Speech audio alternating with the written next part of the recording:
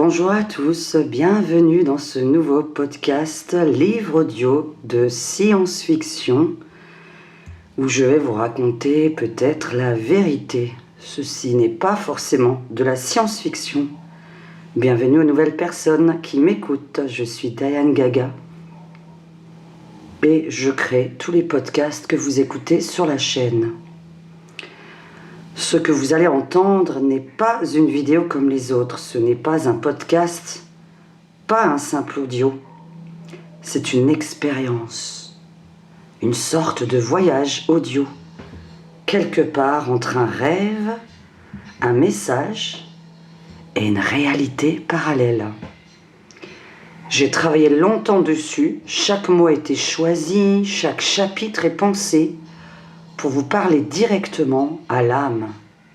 Ce que je vous propose ici, c'est un extrait, une porte d'entrée. La version complète est réservée à ceux qui choisissent de me soutenir, même symboliquement.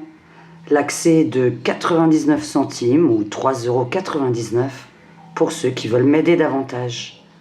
Ce n'est pas pour s'enrichir, c'est pour me permettre de continuer, de créer ce type de contenu rare, sincère, qui vous touche autrement. Alors si vous ressentez quelque chose en écoutant ce début, si ce message vous parle, devenez membre en cliquant sur le bouton rejoindre. Vous pouvez payer avec PayPal ou avec votre facture téléphonique. Rejoignez ceux qui sentent qu'il y a peut-être un peu plus derrière ce qu'on nous montre. Et maintenant, ouvrez l'oreille, écoutez bien ce que vous allez entendre pour y réveiller un souvenir ou une vérité. Alors les extraterrestres, y crois-tu ou non?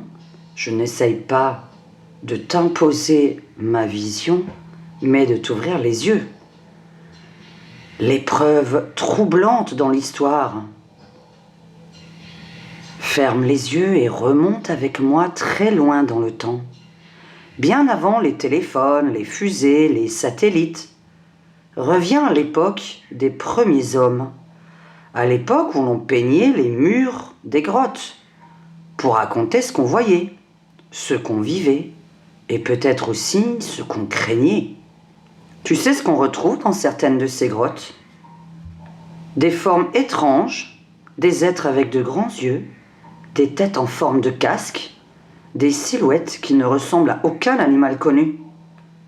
Des millénaires plus tard, les Égyptiens parlaient de dieux venus du ciel.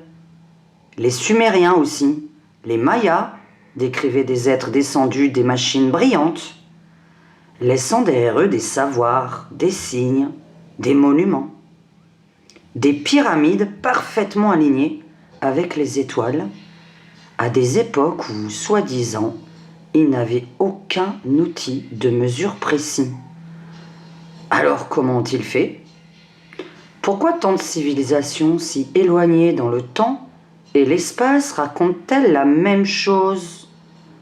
À des kilomètres et des kilomètres de distance, nous avons les mêmes pyramides. Des êtres venus d'ailleurs, des dieux ou des visiteurs. Et aujourd'hui encore, on retrouve des artefacts étranges qu'on appelle objets hors du temps. Des pièces en métal vieilles de milliers d'années, aux propriétés qu'on ne comprend pas. Des écrits anciens parlant de chariots volants, de grandes machines dans le ciel. Ne trouves-tu pas ça bizarre? Des étoiles que personne ne pouvait encore voir à l'œil nu, mais que certains peuples connaissaient déjà. Coïncidence? Ou mémoire effacée d'un contact ancien?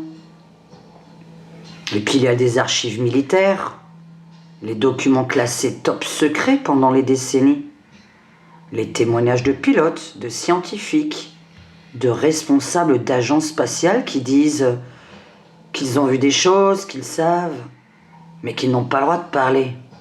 Troublant, non? Alors, est-ce que ce sont des fous, des rêveurs ou au contraire des témoins que personne n'écoute?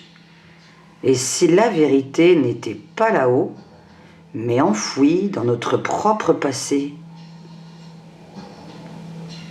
Sont-ils déjà parmi nous?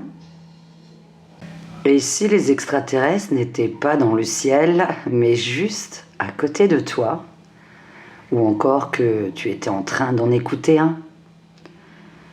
Je ne te parle pas de films de science-fiction, je te parle de cette sensation étrange parfois, comme si quelqu'un t'observait, comme si une personne autour de toi n'était pas tout à fait humaine.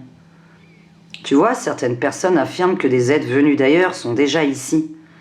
Pas dans les soucoupes volantes, pas en train de survoler ta maison, mais parmi nous, dans nos villes, dans nos entreprises, parfois même dans nos gouvernements. Certains les appellent les hybrides. Ils auraient été à créer à partir de l'ADN humain et d'autres choses. Ils paraissent humains, mais ils ne le sont pas totalement. Ils sont souvent très intelligents, très froids, parfois même brillants. Mais il y a toujours un petit quelque chose d'étrange dans leur regard. D'autres parlent de changements, de comportements inexpliqués chez des gens proches, de personnes qui, du jour au lendemain, semblent différentes, plus distantes, plus mécaniques.